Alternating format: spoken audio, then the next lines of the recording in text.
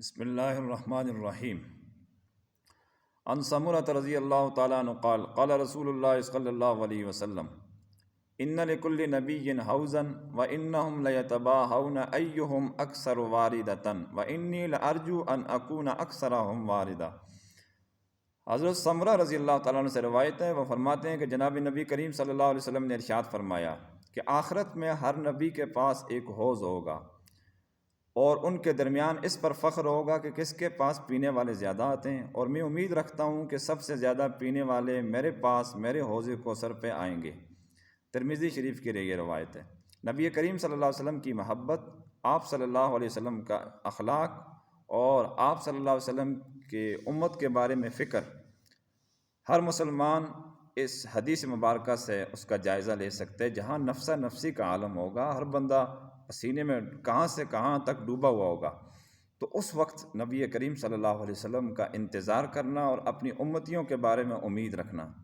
کہ یہ بڑی حوصلے کی بات ہے قیامت کے روز۔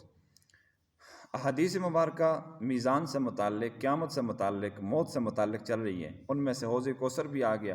تو اس کے بعد شفاعت انشاءاللہ آئے گی۔ تو نبی کریم صلی اللہ علیہ وسلم کی جتنی سنتیں ہیں، آپ کے اخلاق ہیں، آپ کے معاملات ہیں، آپ کی 24 گھنٹے کی جتنی زندگی تھی، اگر کوئی مومن اس کے اوپر اچھے طریقے سے چلے، دیکھیے یہ امت محمدیہ کے جتنے بھی اعمال ہیں نا، دکان پر بیٹھنے کے، راستے پر چلنے کے، دیکھنے کے، اٹھنے کے، بیٹھنے کے، سونے جاگنے کے، کھانے پینے کے معاملات، باتھ روم آنے جانے کے، یہ سب سنت کے مطابق ہوں تو یہ عبادت میں مینشن ہوتے ہیں، شمار ہوتے ہیں۔ لوگ ان چیزوں کو ویسے ہی ٹال دیتے ہیں۔ بہرحال تو حوض کوثر پر یہ یاد رکھنے چاہیے ہمیں کہ حوض کوثر سے کچھ اعمال ایسے ہیں جو محروم بھی کریں گے، اور یہ بات بھی میں اپنی طرف سے نہیں کہہ رہا، بلکہ بخاری شریف کی ایک حدیث ہے کہ نبی کریم صلی اللہ علیہ وسلم حوض کوثر سے لوگوں کو پانی پلا رہے ہوں گے، جام کوثر سے اپنے دست مبارک کے ساتھ۔ اس وقت فرشتے کچھ لوگوں کو لے کر آئیں گے جو زنجیروں میں جکڑے ہوئے ہوں گے، تو آپ صلی اللہ علیہ وسلم فرمائیں گے کہ لے آؤ، یہ میری امتی ہے، میں ان کو سیراب کروں۔ تو فرشتے کہیں گے، بخاری شریف کے الفاظ ہیں، انک لا تدری ما احدثوا بعدک، یا رسول اللہ یہ آپ کی امتی نہیں ہے، آپ کو نہیں معلوم کہ انہوں نے دین کے اندر آپ کے چلے جانے کے بعد کیا کیا چیزیں، نئی نئی چیزیں گھڑی ہیں، ایجاد کی ہیں۔